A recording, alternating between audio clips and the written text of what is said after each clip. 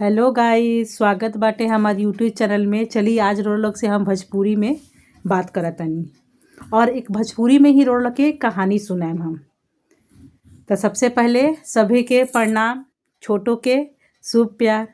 Road लोग अपन आशीर्वाद हमरा पर बनाए रखी और हमार चैनल के ज़्यादा से ज़्यादा सहयोग करी, सब्सक्राइबर बढ़ाई हमार, और पसंद आए तो ज़रूर हमार चैनल के लाइक और सब्सक्राइब करी। चलिए सबसे पहले हम रोड़ा के एक ठो कहानी सुनावत तनी। एक माई बाबूजी रहलन और उनकर एक बेटा रहे। तो बेटा के बड़ा लाड प्यार से पलक लो, ओकरा के पढ़े खातिर रोड़ा के बाहर भेजलक लो। और उ पढ़ाई करेलक लोग तर्क वितर्क के, मतलब सही के गलत करे के, गलत के सही बतावे के। तो बेटा पढ़ लिख के जब बड़ होके पढ़ लिख के वहाँ से आवता त माई बाबूजी बहुत खुश होता, पूरा गांव समाज के बतावता लोग कि हमार बेटा तर्क वितर्क के पढ़ाई करके आवता। फिर ई भइल कि माई उनकर 2 लड्डू देली बेटा के खाए खातिर। तब उहे पढ़ाई के फायदा उठैलन अपन माई के साथे। कहलन कि उनका माई के ला बेटा 2 लड्डू बाटे, तू खा ला। तब बेटा कहलन कि ए माँ, ई 2 लड्डू नहीं खे, 3 लड्डू बा। अब माइयो सोच में पड़ गईली, माई तो 2 लड्डू देले रहली है। अब बेटा से कहता कि 3 बा। तो बेटा से पूछली है कि बेटा केंगा 3 बा। तब बेटा कहता देखा, 1 लड्डू आ 2 लड्डू, 1 लड्डू आ 2 लड्डू, दोनों मिला के 3 भइल। तब माई कहता ना बेटा 1 आ 2 दुए नु होई। तो ना बेटा फिर कहता 1 आ 2 दोनों मिला के 3 लड्डू भइल। माई से ऐसे बहुत देर तक बहस कैलक, बहुत देर तक। माई भी अब सोचे लगली कि हमार बेटा सच्चे कहता 3 लड्डू होई। ओकरा बाद बाबूजी उनकर बैठ के दूर से देखत रहलन कि हमार बेटा हमार मेहरारू से केंगा लड़ता, अपन माई से केंगा लड़ता, केंगा बोलता। ओकरा के हम ही पढ़ैनी लिखैनी और हमरे मेहरारू से एंगा एंगा बात करता।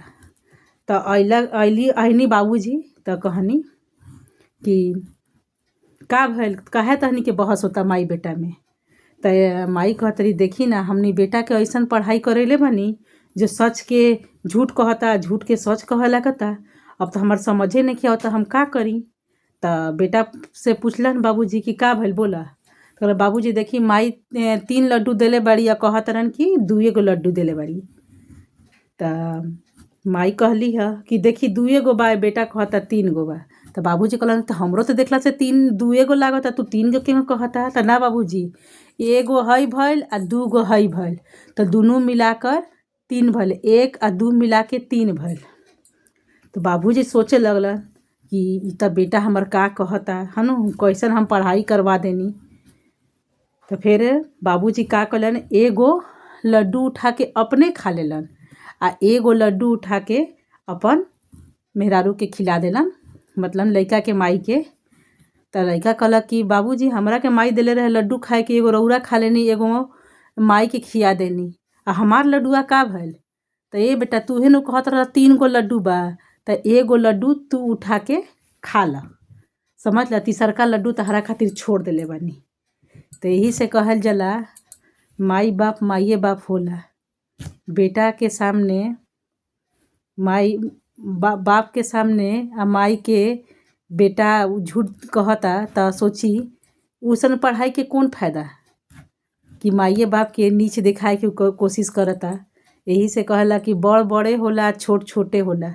तुलसी के पत्ता छोटा हो ओकरो कीमत होला, बड़ होला ओकरो कीमत होला। चलिए आज हमार कहानी रोल के कैसन लागल रोलो ज़रूर बताएम हमरा के, और हमरा के सपोर्ट करी कि हम आगे बढ़ी। बहुत बहुत धन्यवाद हमारे इस स्टोरी के सुननी है लोगिन। ता चली, हमारे चैनल के नाम है डॉली चौबे ब्लॉग। और लोग अपन सहयोग हमरा पर बनाए रखी और हमरा के सपोर्ट करी।